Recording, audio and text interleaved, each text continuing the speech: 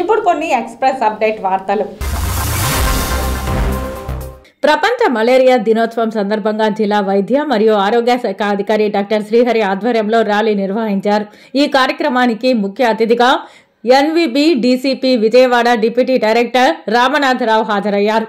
జిల్లా వైద్య కార్యాలయం నుండి రామకృష్ణ సర్కిల్ వరకు ర్యాలీని నిర్వహించారు. ఈ సందర్భంగా మలేరియా వ్యాధి మన దేశంలో నిర్మూలన దశలో ఉందని, కావున వ్యాప్తి చెందకుండా అందరూ జాగ్రత్త పాటించాలని తెలిపారు. దోమలు వృద్ధి చెందకుండా ఫ్రైడే డ్రైడేగా పాటించాలని, దోమతెరలు వాడాలని, పరిసరాలు పరిశుభ్రంగా ఉంచుకోవాలని, నీటి నిల్వలు లేకుండా చూసుకోవాలని జిల్లా వైద్యాధికారి తెలిపారు.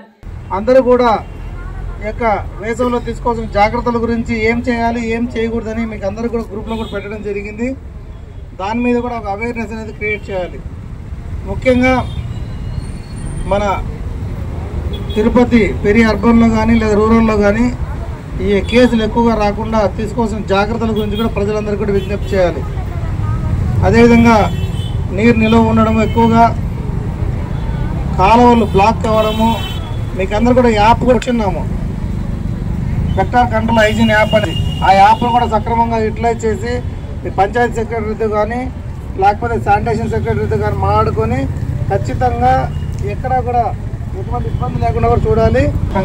అందరికీ తెలుసు మలేరియా ఏ విధంగా వస్తుంది, మనం ఏ విధంగా దాన్ని నయం చేసుకోవాలి, అది ఇంకా రాకుండా ఎలా చేసుకోవాలని మీ అందరికీ ప్రతి ట్రైనింగ్లో కానీ ప్రతి సెషన్స్లో కానీ చెప్పడం జరుగుతూ ఉంది. ఇందాక డేవిడ్ గారు చెప్పినట్లు దీనికి మన వంతు కృషి చేయాలి. అంటే ఆల్రెడీ మీ అందరి కృషి వల్ల ఈరోజు అంటే గత సంవత్సరం అంటే 2022న గవర్నమెంట్ ఆఫ్ ఇండియా నుంచి మనము ప్రశంసా పత్రాన్ని కూడా తీసుకున్నాము. మలేరియా నిర్మూలన కార్యక్రమాన్ని చాలా బాగా చేశామని చెప్పేది. అంటే ప్రజా ఆరోగ్య శ్రేయస్సు దృష్ట్యా తీసుకుంటే ప్రతి 1000 మందిలో ఒక మలేరియా కేసు కన్నా తక్కువగా ఉంటే దానికి ఆ అవార్డు ఇవ్వడం జరిగింది. 1 కన్నా ఎక్కువగా ఉంటే అక్కడ తగు జాగ్రత్తలు తీసుకోవాలి.